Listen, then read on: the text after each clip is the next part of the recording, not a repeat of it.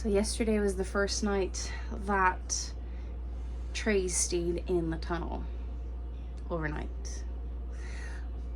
I hope they survived.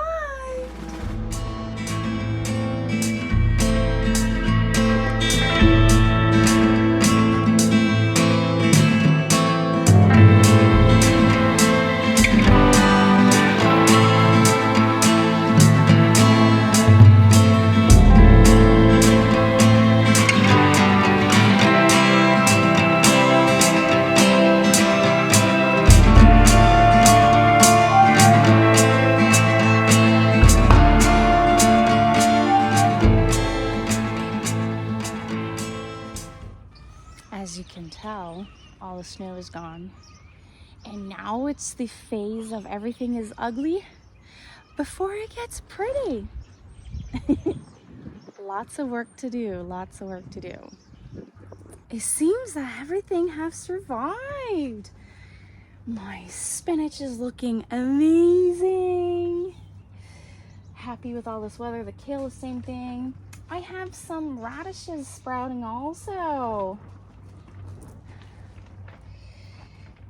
So we are April 11th. I sowed radishes on March 29th and they're popping out of the ground. So they're starting slowly. Cabbages, there's growth. Cilantro, looking good. My onions look very sad. Those are green onions. And then I have some lettuce green here. It seems to be doing something. And my arugula is popping up. Let's start with the bad. I did have to re-sow some cabbages. There's a lot missing on one half of this tray. So, but my Asian cabbage are looking amazing, which are these ones. So I thought that I found a way to get my brassica family to grow and to thrive. So what I did is morning and night, as soon as the tunnel would reach 5-7 degrees Celsius, I would bring them outside. And then when the temperature goes down, I was bringing them back inside the house at night. And it seemed to work at first. They were germinating, they were doing what they're supposed to do, but then the ice storm hit me and then they were inside for about 48 hours. So most of these germinated outside. They were not under lights whatsoever, so they only experimented real light. And when I kept them inside the house for 48 hours, the temperature variations at night, because it was 5 degrees Celsius here, and then I would bring them back inside the house, it was 21 degrees Celsius. I think that this is why some of the seedlings are dying, and then they lack sun for 48 hours. And then I tried to acclimate them again outside by putting like everything I can find to do some sort of shadow over them so they don't burn. I have some that burns, I have some that color changed.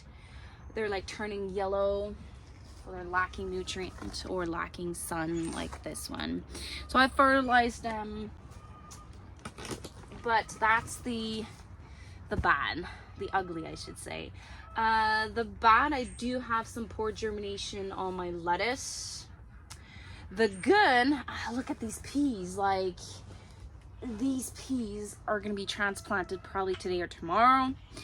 That means I'm going to have peas. The Swiss chard is looking good. The spinach is looking good. The kohlrabi, I would say medium. My turnips burned. I pre-sowed my little turnips in little blocks. I doubt they're going to do anything because I can't transplant them just yet. But this is what it is. The last thing I was doing to push my tunnel was beets. So on March 25th or 26th, I brought out 5 trays of 72 plug trays, these ones, outside. During the day, I was removing the domes, and at night, I was putting back the domes and then putting the blanket over it. but they weren't germinating fast enough. And then a friend of mine was doing the exact same thing as me, but she was leaving the domes 24/7 on them, and at night she was putting the cover over it. So I've done that. Now they have germinated. They looking good. So I have 5 trays that are started to germinate. And then on April 5th, I sowed my production beets that I want to can with, 2 more trays, and they have I'm gonna do the experiment with the domes 24/7. I always make sure that they're well watered. Another thing I did last night before tucking these ones in is I made sure all of this was well watered, just in case that there was freezing temperatures. But I checked the forecast and nothing of the sort was planned.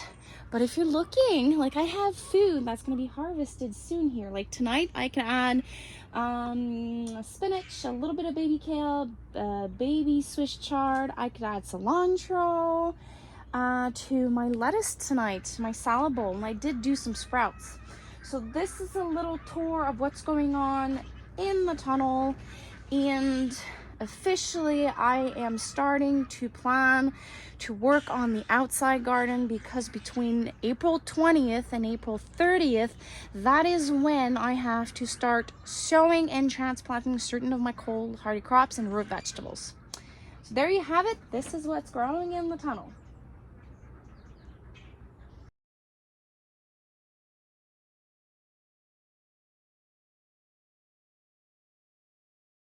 Thanks for watching.